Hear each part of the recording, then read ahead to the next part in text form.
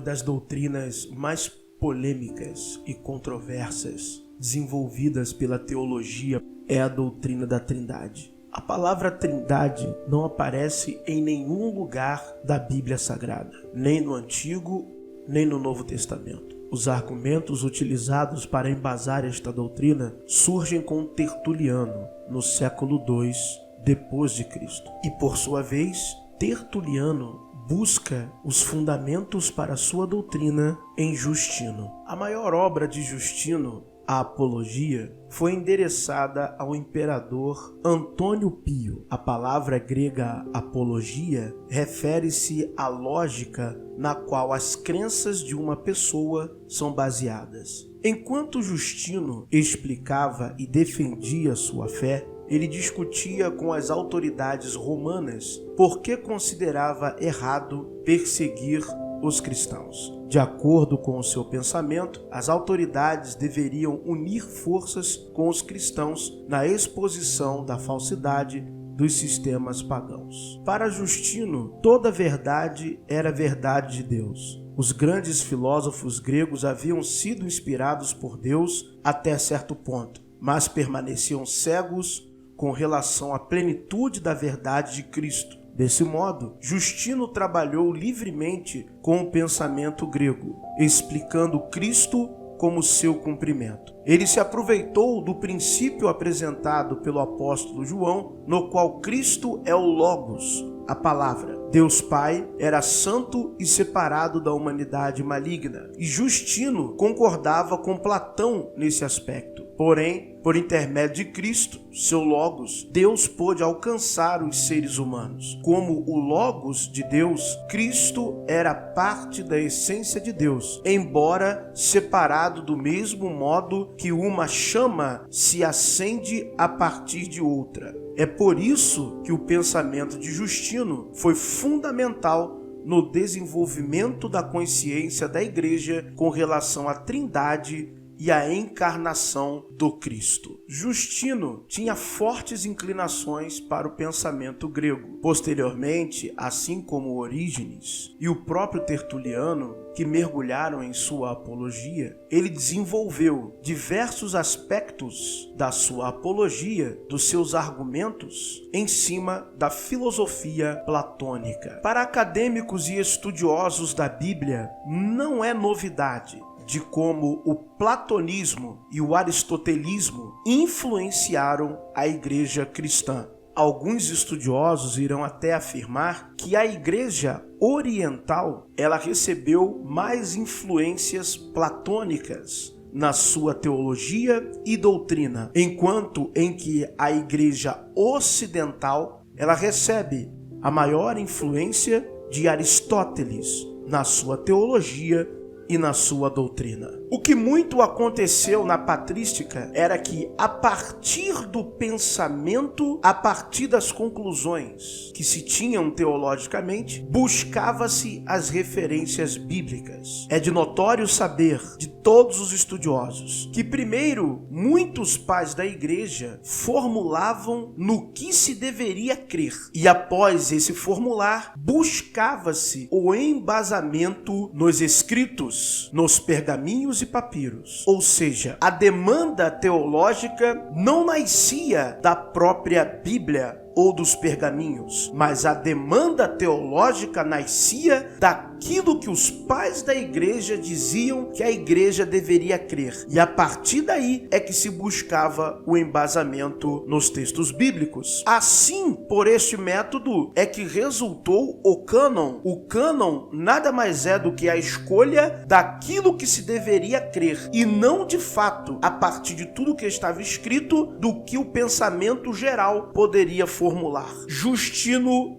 mergulhou em Platão. Para Platão, existia uma tríade divina, de Deus, Supremo ou Uno, as ideias e o espírito do mundo. a doutrina dos três princípios do Timeu: o paradigma, o demiurgo e a matéria. Platão apresentava em seu sistema diversas formulações sobre a característica de tríade. Exemplo: o verdadeiro, o bom e o belo. Nous, mente, intelecto; psique, alma; e soma, corpo. A tríade platônica não somente inspirou os pais da igreja a desenvolverem o seu sistema teológico da Trindade, mas também foram a base para diversos sistemas filosóficos chamados sistemas tricotomistas, ou também tricotomias filosóficas. As três classes da alma de Aristóteles, três princípios de Plotino, três elementos do homem de Shemá, natureza tripartida do homem no apóstolo Paulo, as três leis de Santo Agostinho, três universais de Santo Alberto, três princípios causais de São Tomás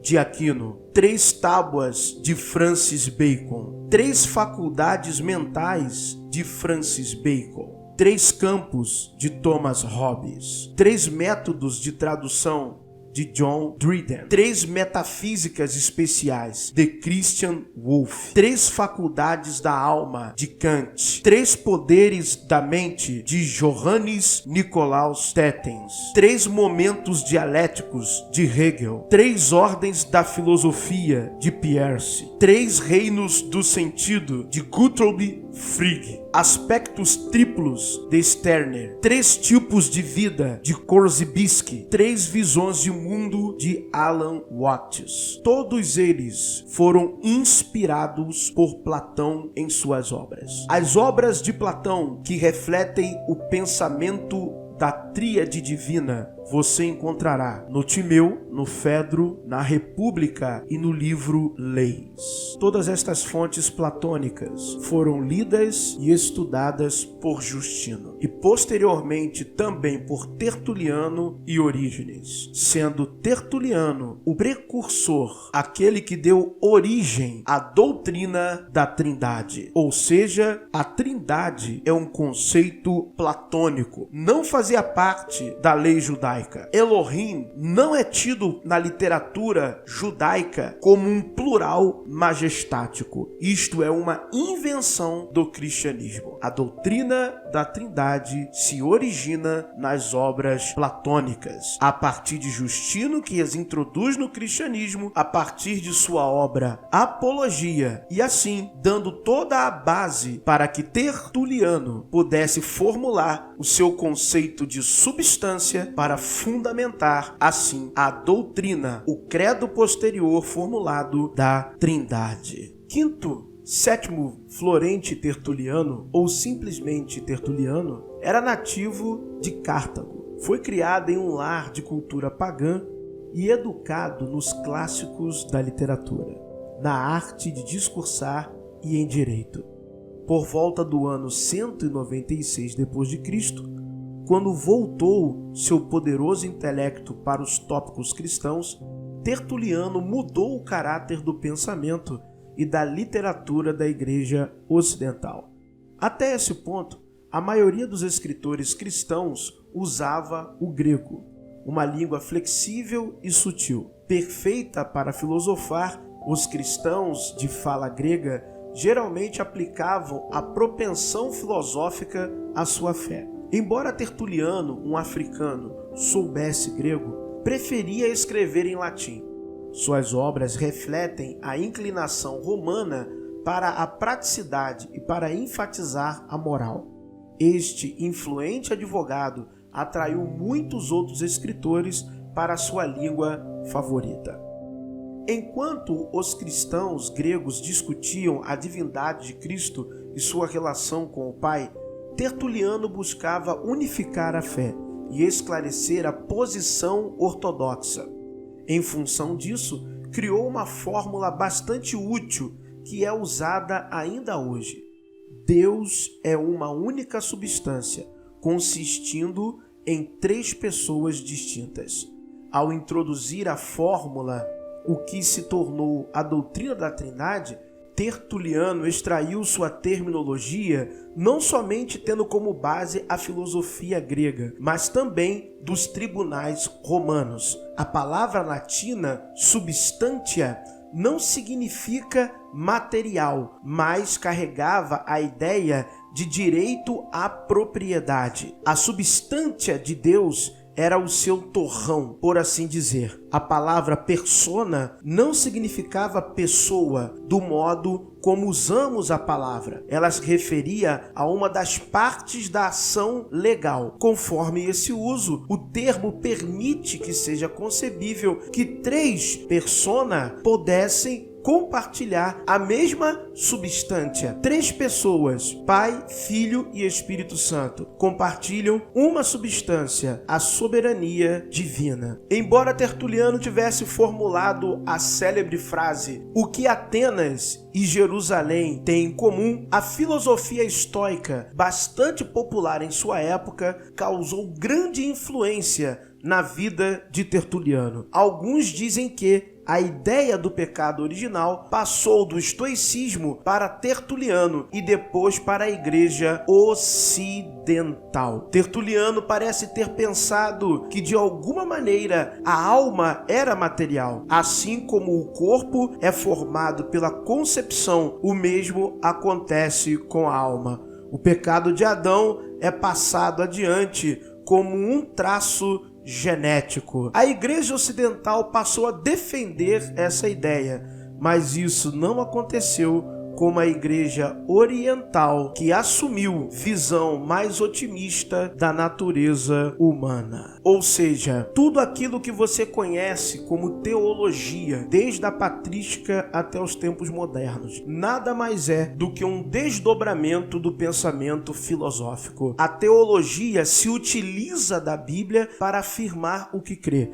ao contrário do que muitos apologetas modernos irão querer defender, que na verdade a Bíblia é que é a regra de fé e de autoridade sobre a igreja. Quando consultamos a história, vemos que isso é uma mentira. Desde os tempos remotos e primórdios do cristianismo, desde o século II, é a teologia oriunda da filosofia que vem norteando o rumo da igreja. O sola scriptura dado por Lutero, nem o próprio Lutero veio a cumprir de fato. Esse sola moderno da Reforma, ele não existiu a partir de Lutero e ele nunca existiu antes de Lutero. O norte da igreja sempre foi a teologia, filha da filosofia, e infelizmente nunca de fato foi pura e simplesmente os escritos, pergaminhos e manuscritos que nós temos hoje em mãos e chamamos de Bíblia. Eu não tenho medo de lhe falar a verdade.